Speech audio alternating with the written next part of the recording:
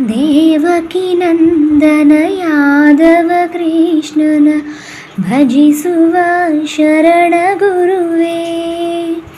ಜಾನಕಿ ರಮಣನ ಶ್ರೀ ಜಯ ರಾಮನ ಪೂಜಿಪ ಹರಿಯ ಮಗುವೇ.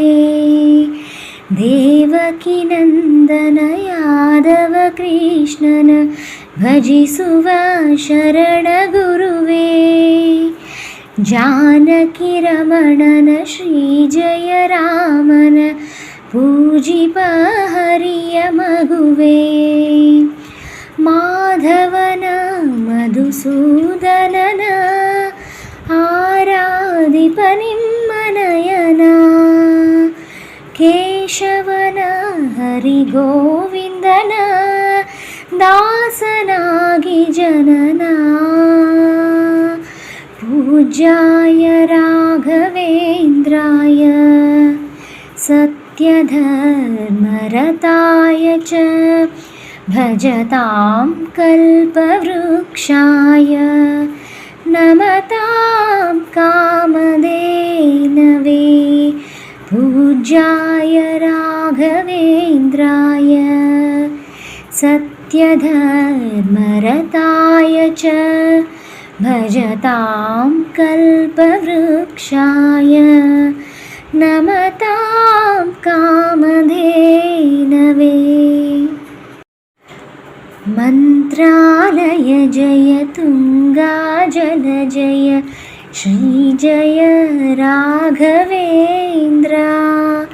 ಶ್ರೀಹರಿ ಜಯ ಜಯ ಗೋವಿಂದ ಜಯ ಜಯ ಶ್ರೀ ಜಯ ನಾರಸಿಂಹ.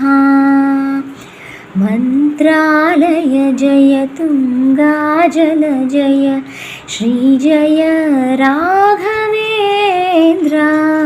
ಶ್ರೀಹರಿ ಜಯ ಜಯ ಗೋವಿಂದ ಜಯ ಜಯ ಶ್ರೀ ಜಯ ನಾರಸಿಂಹ.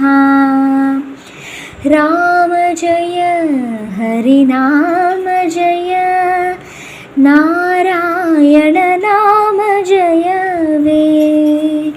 ಮಧ್ವಗುರು ಹರಿತತ್ವ ಜಯ ಮೂಲ ರಾಮ ಜಯವೇ.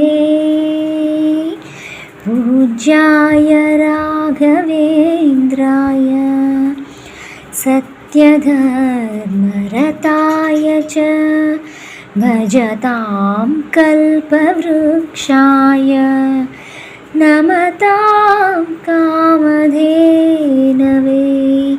ಪೂಜ್ಯಾಯ ರಾಘವೇಂದ್ರಾಯ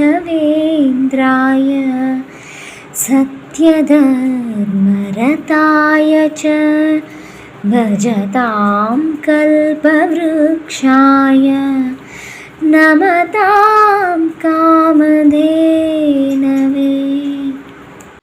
ಹೇಗಿತ್ತು ಗೆಳೆಯರೇ ನನ್ನ ಒಂದು ರಾಯರ ಈ ಒಂದು ಹಾಡು ನಿಮಗೆಲ್ಲರಿಗೂ ಇಷ್ಟ ಆಗಿದೆ ಅಂತ ನಾನು ಭಾವಿಸ್ತಾ ಇದ್ದೀನಿ. ಸೊ ಯೂಟ್ಯೂಬ್ನಲ್ಲಿ ಇದೇ ಮೊದಲನೇ ಬಾರಿಗೆ ನಾನು ನನ್ನ ಸ್ವಂತ ಧ್ವನಿಯಲ್ಲಿ ಹಾಡಿರುವಂಥದ್ದು. ನಿಮಗೆಲ್ಲರಿಗೂ ಇಷ್ಟ ಆಗಿದೆ ಅಂತ ಭಾವಿಸ್ತಾ ಇದ್ದೀನಿ. ರಾಯರು ಎಲ್ಲರಿಗೂ ಒಳ್ಳೇದು ಮಾಡಲಿ ಅಂತ ಹೇಳ್ತಾ ಈ ಒಂದು ವಿಡಿಯೋನ ಅಲ್ಲಿಗೆ ಎಂಡ್ ಮಾಡ್ತಾ ಇದ್ದೀನಿ. ಶುಭ ದಿನ. ಧನ್ಯವಾದಗಳು.